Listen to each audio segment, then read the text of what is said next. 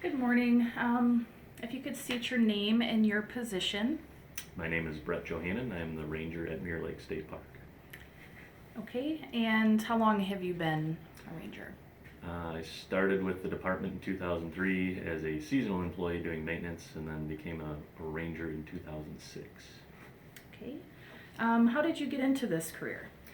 I have been enrolled in a class in high school that was like a job placement and kind of preparing you for what kind of college you'd like to go to and maybe what type of job you might get afterward. And then a part of it was an aptitude test, which you answered a bunch of questions and it kind of told you based on the answers to those questions what kind of job you might be interested in or good at. And one of them happened to be park ranger. So I happened to know someone that I could go do a job shadow with, and I spent the day with them and I fell in love with it. And then basically everything from that point forward was to get to where I am today. So it Awesome. worked out pretty nice. Nice. Okay, so how did you follow up with that in the educational part of it? Um, Having done the job shadow and talking to that individual about how they got to where they were, they pointed me in the direction of a college, and that being the University of Wisconsin-Stevens Point and their College of Natural Resources. So I was a junior in high school at that time, so I had another year of high school left to kind of put everything together and make a plan for after graduation. So I looked into Stevens Point. I applied to Stevens Point. I did have a backup plan, but I didn't need it because I was accepted and got into the program right away. So,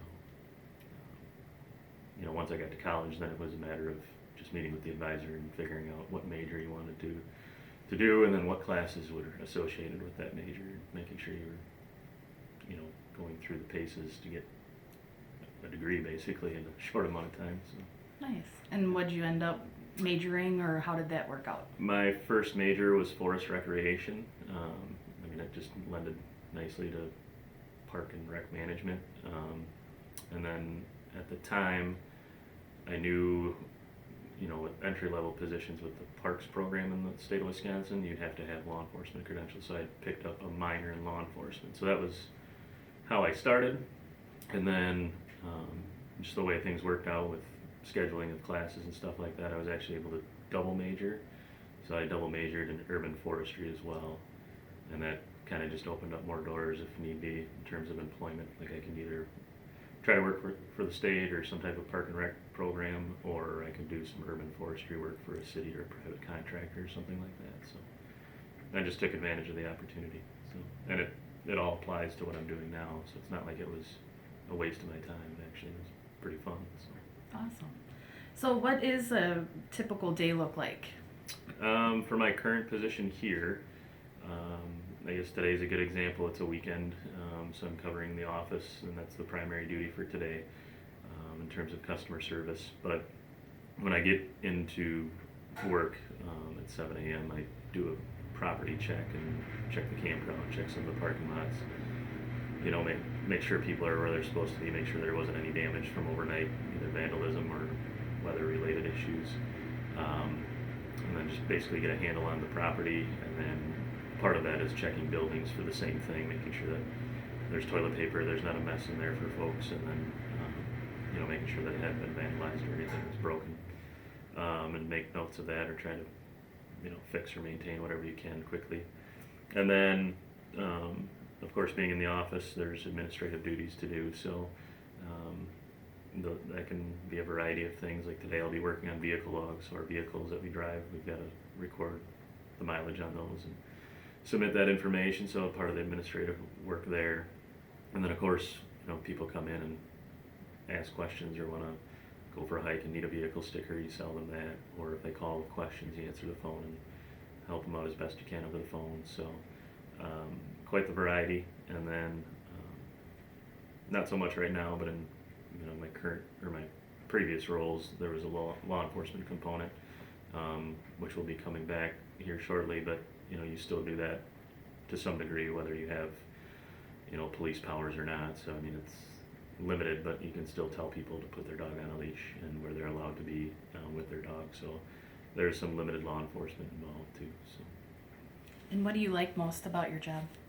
I prefer the variety. I mean, I've done a lot of different things throughout my life, but this job, you get to do pretty much everything, whether it's the maintenance, the customer service, the law enforcement. You can do plumbing, you can do electrical, you can do operate heavy equipment. I mean, the variety of work is what draws me, because no 2 days are the same. So, and then with that, you learn something new every day, and you can kind of put yourself out there a little bit to, you know, if there's not something you've done in the past or you're not very comfortable with, like this job gives you the opportunity to like take it on a little bit at a time and get more comfortable with it, and then you can kind of apply that to your personal life too. So if there's things around your house that need to get done, you'll have the experience that you got paid to learn how to do it here at work, and then you go home and like save yourself money. So for me, I was able to like remodel my home basically from the experiences I've had growing up, not only in this field but other fields that I worked in. So it's pretty nice that way. Awesome. So on the flip side of that, what would be a challenge for you? There's a couple different ways to look at that in terms of like, you know, my personal perspective in the job, and then, you know, the professional side of things. So the personal side of things, the struggle that I've had is, you know, trying to advance in the career. I thought I'd done pretty much everything I could do to, you know, better myself in the position. And I'm not trying to say that I'm not happy with where I'm at, but I do believe I could do more had I been able to promote. But it's a very challenging, you know, program and field to work in and to promote. There's a lot of competition for those positions. So, and some people, not including myself, are struggling with like, what do you give up in your personal life to try to advance in your professional life? And I've kind of pretty much found a happy medium, I guess. I mean, I'm happy where I'm at, and I'm enjoying my personal life at the same time. So, but if you want to advance, you do have to be willing to give up probably more than what I have, and I feel like I've given up quite a bit too. So that's probably the biggest challenge. There's scheduling, of course, is involved with that too. I mean, you're working nights, weekends, holidays, and you can work a variety of hours throughout the year. I mean, during the summer, you can work in the evenings or, you know, fairly late into the night, and then come this time of year, you're up at 4 or 5 o'clock to be to work by 6 or 7. So, I mean, it does kind of play with your sleep deprivation, I guess. So that can be challenging again on the personal side. And then the professional side, you know, I think, you know, you and I talked about it earlier, and I appreciate you reminding me, because there's the balance of knowing that we are customer service oriented, and that, you know, these folks that come out pay for these services that we provide them. But at the same time, there's rules, and everyone has to follow those rules. So we have to tread lightly when it comes to enforcing those rules, knowing that we don't want to discourage people from coming back and using it again, because we rely on that revenue to maintain the properties and, you know, to some degree keep our jobs. So, I mean, we want to make sure we essentially educate and, you know, inform and like enforce. I mean, so you don't want to just pile on one aspect. You want to, you know, let them know that they're doing something wrong and explain to them why it's wrong, and then hopefully they get it, and you don't have to really take it to the enforcement level, and encourage them to come back and behave next time. So that's probably the greatest challenge from a professional standpoint, is balancing that out. So I appreciate the educational part of that. Also, if you're not used to being in the park system, there's a lot that you don't think of on a daily basis as a patron to the parks. right. You know, so it's nice that you guys are there to answer questions and teach us as well. Right. Very greatly appreciated. Well, you gotta understand too, these people, you know, they're on vacation, so they're not looking to really think too much about what they're doing. They just want to kick back and relax, and a lot of the times it's unintentional. It's, you know, somewhat naivety, but very little is it arrogance, you know. And there's, of course, some people, the bad apples, that kind of ruin it for everyone. But we obviously take care of those folks as quickly as possible, and either get them out of here or correct their behavior. But some people are, like I said, they're just looking to escape, and we understand that. But at the same time, we got to make sure they're still in reality, and that it's not just them here, it's everyone, so. Absolutely. So what advice do you have for someone preparing for a career in this field? Um, I would probably recommend, they do some research into like the field itself, whether it's, um, state employment, city employment, or federal employment, and try to get an idea of, you know, which one they might be most interested in, and then do a job shadow to further solidify their decision on that. For me, it was a no-brainer with the job shadow that I had done that I was going to work for the state of Wisconsin. I mean, I don't have any interest working anywhere else, but I wouldn't, encourage everyone else to do the same thing that I did. I would really kind of expand and broaden that search a little bit, so you don't sell yourself too short and maybe overlook something that's better for you. Or, I mean, there's tons of opportunities around the world for that matter, but definitely within the country, whether it's again city, state, or federal. So, do a little bit of research and start early. Like I did in high school, as early as possible. I know it's not a time where you think about your career, but that's really the time where you gotta at least figure it out to some degree and get a head start on it. So job shadow, job aptitude tests, whatever it takes to figure out what you might be good at and what you might enjoy doing. Because the way I ended up doing it, I found a hobby that I got paid for, and that's pretty cool. Not a lot of people can say that. So it's important to figure it out as soon as possible, and then that gives you more time to, apply for seasonal positions, or at least get jobs that might not be in the career field, but at least relevant work experience. Like for me, I worked for a few other jobs that, they're not park and rec related at all, but a lot of the work that I did is applicable, and a lot of the experience that I had, I use now in this job. So,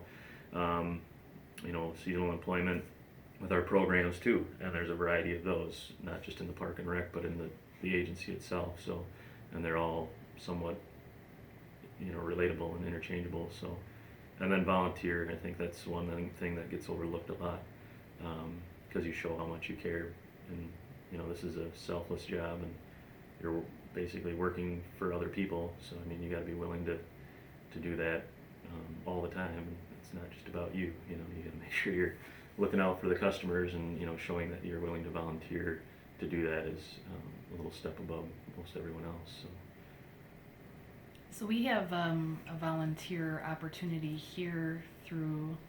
Yeah, our friends group, or just standalone. I mean, you can contact any property and offer to volunteer, and it doesn't have to be much. I mean, I probably had a little over 100 hours in the few years that I had done volunteering specific to the parks program, but a few hours here, a few hours there. You can help out with events, you can help out with small projects, and that just helps network. I mean, you get your name out there, you start to know people and who they are and what they're doing, and what you might be interested in doing yourself, or just essentially getting to know people, and that'll help you in the long run. So.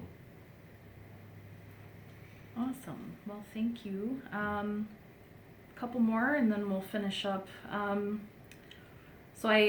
Earlier you had discussed about maybe the promotional potential being a little more difficult with the Ranger. Is there anything you want to add to that, or? I mean, you covered it pretty well. Yeah, I'd say like start to finish, like entry level to top management.